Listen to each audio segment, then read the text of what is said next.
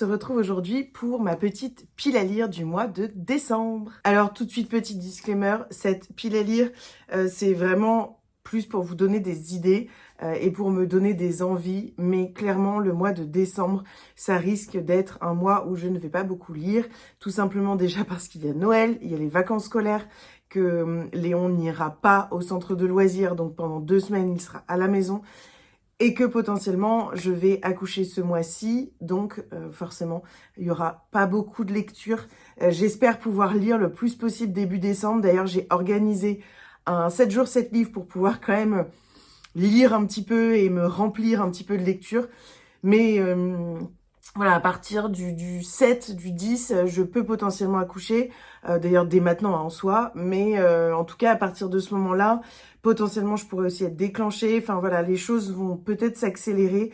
Donc, bon, voilà. Mais j'adore faire ce genre de vidéo. Je sais que vous aimez beaucoup aussi. Donc, je me suis dit que j'allais quand même faire une petite vidéo pile à lire. Surtout que, en soi, il y a beaucoup de livres que j'ai envie de lire en hiver et notamment au mois de décembre. Et donc, voilà, j'espère que je vais quand même réussir à lire.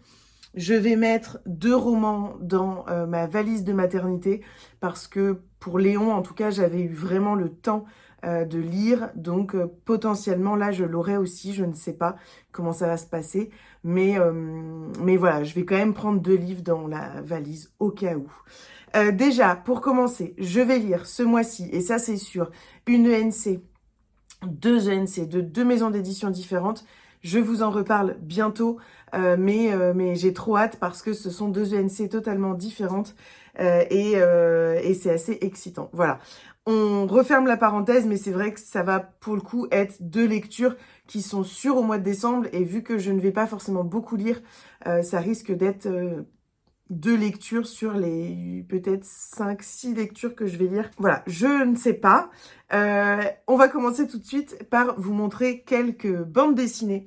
J'aimerais lire pendant la semaine du 7 jours 7 livres, donc qui a lieu du samedi 2, je crois, au vendredi 8, si je ne me trompe pas.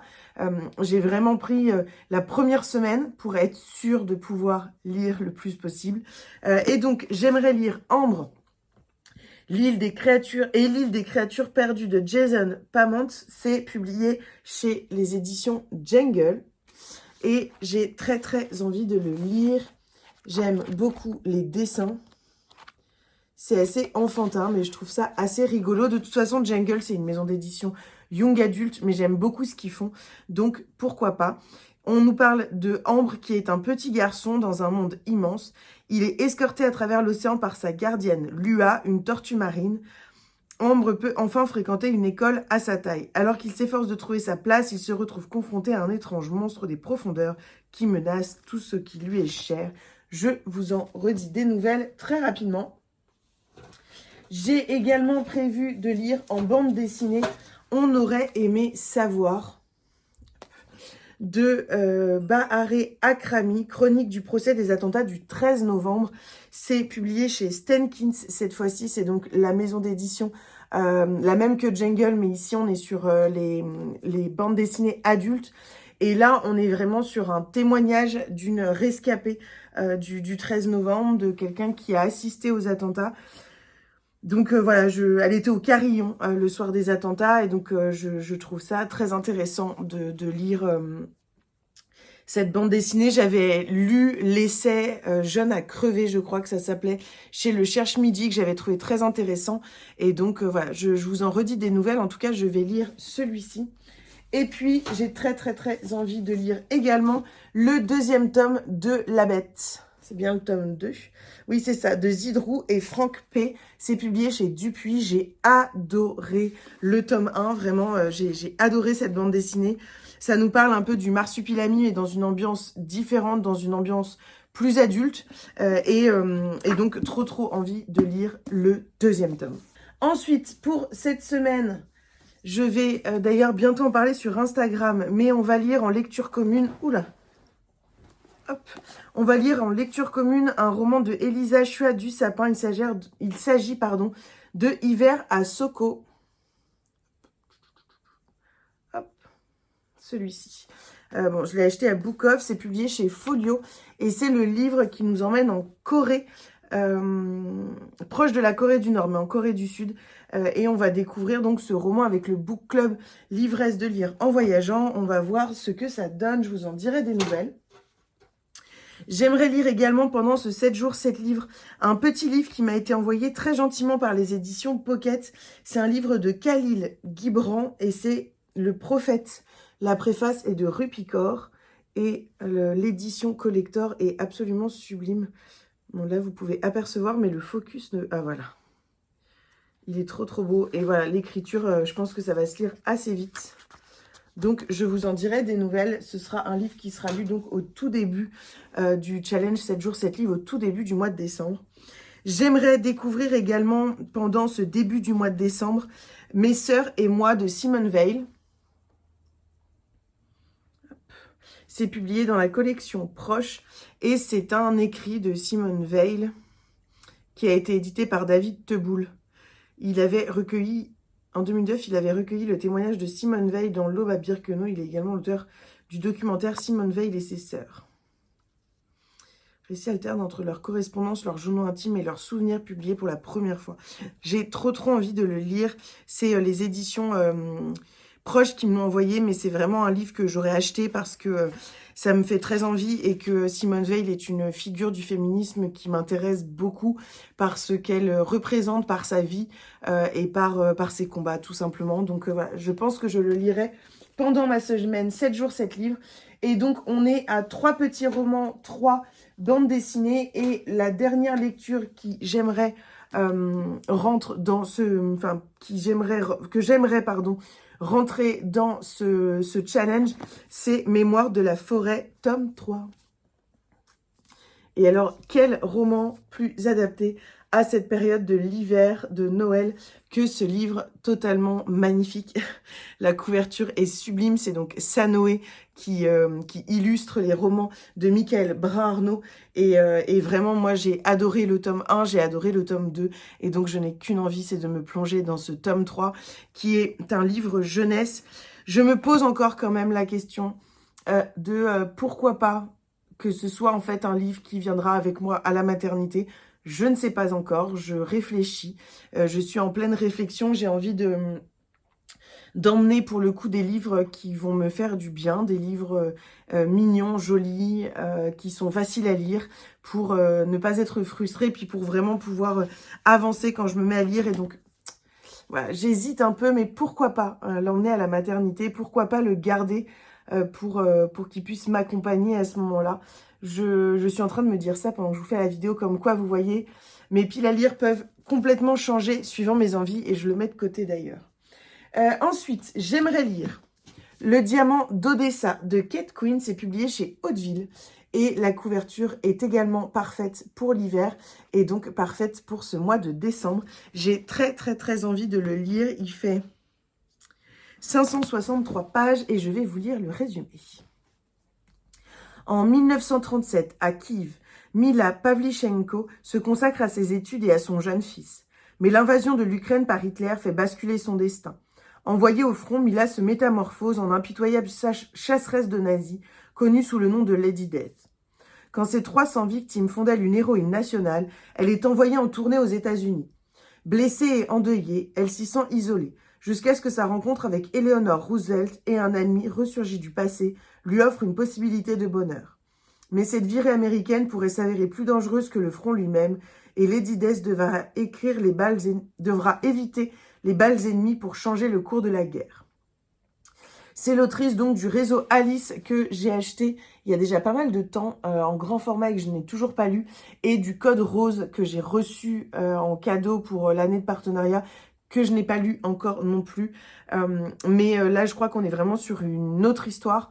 Donc, on n'est pas du tout sur une suite. Enfin, c'est un one-shot. Donc, voilà, je vais le découvrir au mois de décembre.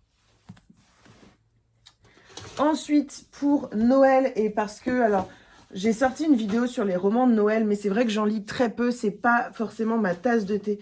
Mais j'aimerais lire tout de même Le Père Noël n'existe pas de Amelia Pacifico. Qui n'est autre que l'autrice de Obsèques à la carte, qui est un roman qu'elle m'avait envoyé, qu'elle avait auto-édité et qu'elle m'avait envoyé, je pense, il y a au moins 2 voire 3 ans. et que j'avais adoré. J'avais trouvé ça très drôle, j'avais beaucoup aimé son écriture. Et donc, quand elle m'a recontactée pour ce roman de Noël, je ne pouvais pas dire non. J'avais très envie de découvrir sa plume avec ce livre, et donc je vais vous lire le résumé. Et cette fois-ci, elle est publiée chez les éditions Un temps pour tout. Souvent qualifiée de petit garçon blond hyperactif en escarpin, Mélissa vit les fêtes de Noël d'une manière très personnelle depuis une double déception durant son enfance. En parallèle de sa carrière épanouissante de wedding planner, elle n'a que 2 plaisirs lorsque vient l'hiver. Façonner Max, son bonhomme de neige confident, et recevoir les cadeaux qu'elle a sélectionnés avec soin plusieurs mois à l'avance. Mélissa intervient sur tous les fronts de sa vie avec caractère, entourée de partenaires professionnels de choc qui représentent l'essentiel de son cercle amical restreint. Sacha, rédacteur web réservé, parvient là où peu ont réussi, se frayer un chemin jusqu'au cœur de Mélissa, avec simplicité et bienveillance, leur ouvrant des horizons insoupçonnés. Mais quand David emprunte la piste noire sur laquelle la jeune femme sillonne l'hiver, il prend part à l'avalanche d'émotions que Mélissa traverse, découvrant qu'un amour peut se révéler aussi singulier que la personne à laquelle il est porté. C'est une romance de Noël qui est dit épicée par l'autrice. Donc voilà, je vais sortir totalement de ma zone de confort en lisant ce livre, mais je vous en redis des nouvelles de toute façon. Ensuite, j'aimerais lire La mariée disparue. C'est une enquête des Sœurs Brontë, c'est le tome 1 de Bella Ellis et c'est publié chez Hauteville. Je l'ai acheté à la Cozy Christmas, n'importe quoi, à la Cozy Mystery Day organisée par Flo et Estelle d'il y a 2 ans. J'y suis allée cette année, j'y suis pas allée l'année dernière, donc oui, c'était il y a 2 ans. Leur première édition, je l'avais achetée à ce moment-là. Et je ne l'ai toujours pas lu. Et je trouve qu'il fait très hiver. Donc, il est dans ma pile à lire de décembre. Je ne sais pas si j'aurai le temps de le lire. Au pire, il sera dans ma pile à lire de janvier. Parce que pour moi, ça fait hiver. Et que l'hiver, c'est jusqu'au mois de mars. Enfin, jusqu'à fin février. Donc, voilà pour ce roman. Là, je vous ai vraiment présenté les livres que je veux absolument lire jusqu'au Père Noël. N'existe pas. Maintenant, c'est des romans où il faut que j'ai le temps. Notamment, je pense que je vais échanger Mémoire de la forêt pendant mon 7 jours 7 livres avec le livre de ma tante. Elle a sorti un roman aux éditions Isabelle Sauvage, ce n'est pas son premier livre. Il s'agit de Je n'ai plus peur de rester là, donc de Angela Lugrin. Je vais essayer de faire le focus. Voilà le livre. Il fait 120 pages et c'est un livre, ce n'est pas un roman, c'est un livre sur l'écriture de non-fiction.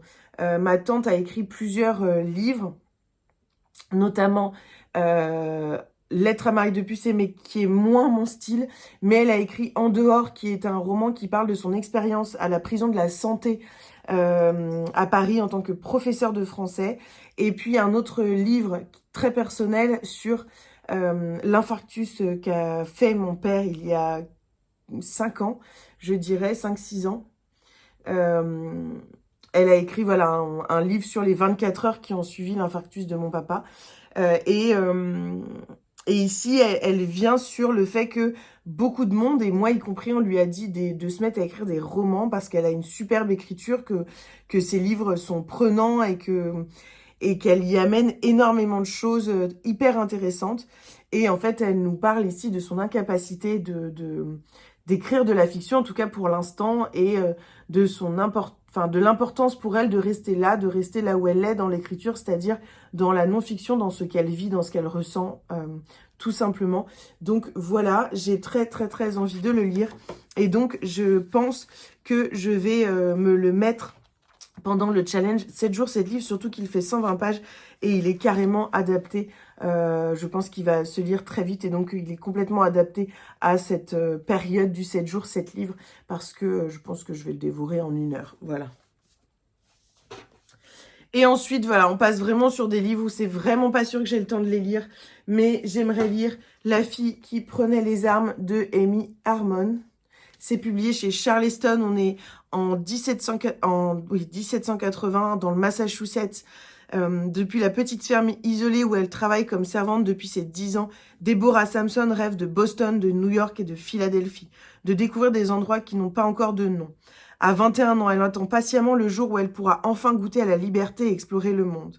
Alors quand la guerre pour l'indépendance des colonies éclate, elle trouve dans la cause américaine opposée à l'oppression anglaise un écho singulier de sa propre situation. Très envie de le lire, surtout que je n'ai jamais lu de livre qui se passe à cette période. Mais comme je vous l'ai dit, déjà c'est un gros livre et le mois de décembre, je ne sais pas comment il va se passer. Donc voilà, c'est dans ma pile à lire. J'espère pouvoir le lire, sinon il sera reporté en janvier. Ensuite, j'aimerais lire La femme en moi de Britney Spears. Je l'ai reçu des éditions J.C. Lattès. Ce n'était autre que le témoignage de Britney Spears. On m'en a beaucoup parlé. J'ai commencé à le feuilleter. Pour l'instant, j'aime bien.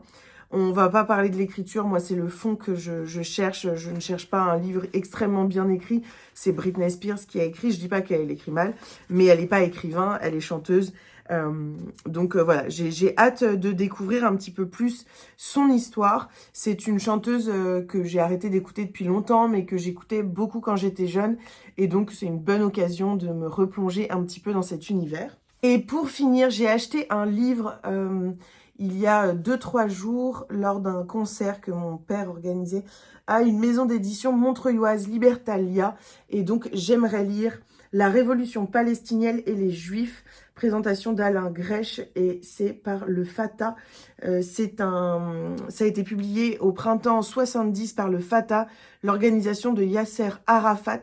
Ce texte marque un tournant dans la pensée politique de la résistance palestinienne. Le mouvement propose un objectif révolutionnaire, la création d'une Palestine démocratique non confessionnelle, d'un État unique dans lequel coexisteraient musulmans, juifs et chrétiens. Le texte ne cache pas la difficulté d'un tel projet, qui suppose de rallier un nombre significatif d'Israéliens juifs. Il reconnaît que l'utopie proposée nécessitera d'être précisée, mais proclame que c'est la seule solution permanente qui apportera une paix durable et la justice. Je trouve ça extrêmement intéressant. C'est encore une autre façon d'aborder cette question et ce conflit israélo-palestinien. Voilà, j'ai très envie de le découvrir. Et tout de suite, le titre m'a happée. Tout de suite, j'ai lu le résumé. Je me suis dit, bon allez, je l'achète. Donc voilà pour ce roman que je me suis procuré il y a 2-3 jours et qui rejoint ma pile à lire de l'hiver. Voilà pour cette vidéo, j'espère que ça vous aura plu. Moi, j'ai bien aimé pouvoir vous parler un peu de ces livres et pour le coup, ça me donne envie de lire et d'essayer de faire mon maximum pour en découvrir le plus possible. Donc, j'espère que je vais y arriver. Voilà, je vous fais des bisous et puis on se retrouve très vite dans une nouvelle vidéo.